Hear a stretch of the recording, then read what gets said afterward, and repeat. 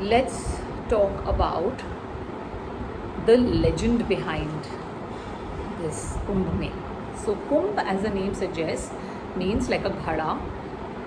It could be filled with water, it could be filled with anything. So Kumbh, it's also reflective of the Aquarius sign in Vedic astrology, and where a person is holding a ghada or a pitcher. So the story goes that there was a Sagar Manthan, which if you see one of my videos on Sagar Manthan, you will be able to relate to the whole story. Here I will just speak about it briefly.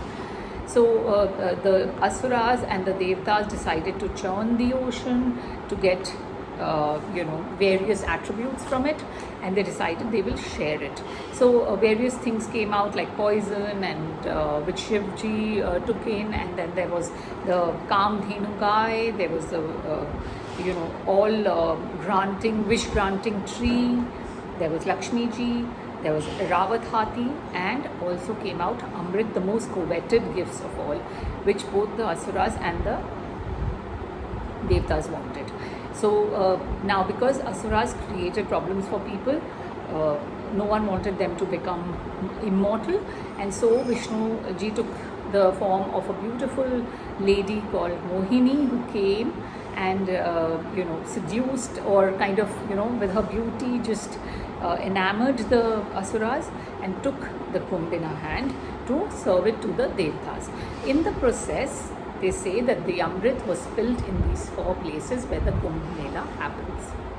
So another connection of Kumbh Rashi is that Haridwar, whenever the Kumbh happens, the Jupiter is in Aquarius Rashi and the Sun is in Aries. So like this, there are different placements of Jupiter, Sun and Moon that cause the Kumbh.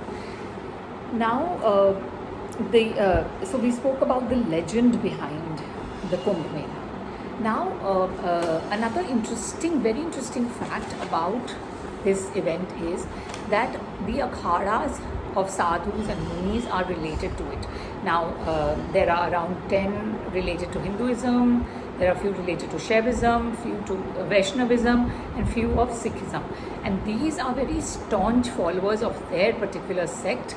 And they come here, they do processions, they live here, they also do recruitment, they do initiation, and they also are granted, so they are very fierce in their beliefs and so don't usually get along with each other. So there are special days assigned for their baths, and time as well.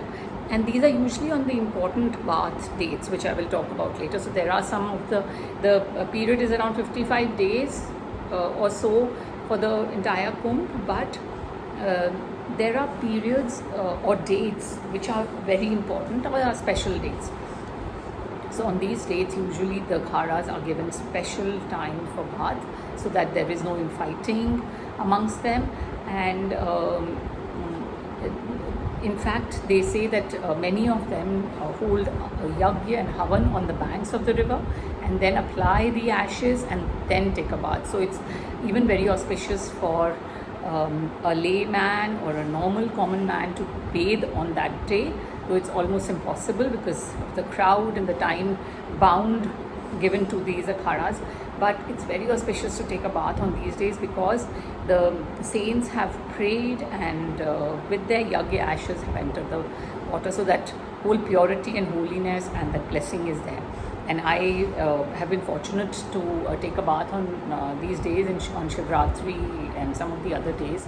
And these akhadas usually organized the whole bath thing and the whole Kumbh Mela earlier, till the East India rule came in, and then they took over and they reorganized everything. So I think I have almost covered up everything, including the legend and some of the interesting facts, the time periods. Now the next Kumbh that's coming is next year in Haridwar. Hopefully we will be free of corona, or at least in a better position. Maybe it can go on normally. So see you soon. Bye. So, what is the belief behind the Kumbh Mela? So Adi Shankaracharya ji actually started it more like a religious gathering where discussions and debates could happen. But from the period of Rigveda, it's been mentioned as a place of for bathing, holy bathing. It's also been mentioned in Mahabharata. It's been mentioned in Tulsidas ji's Ramayana that having a dip in these places, especially in Prayagraj, is very good for you as purification and many other things.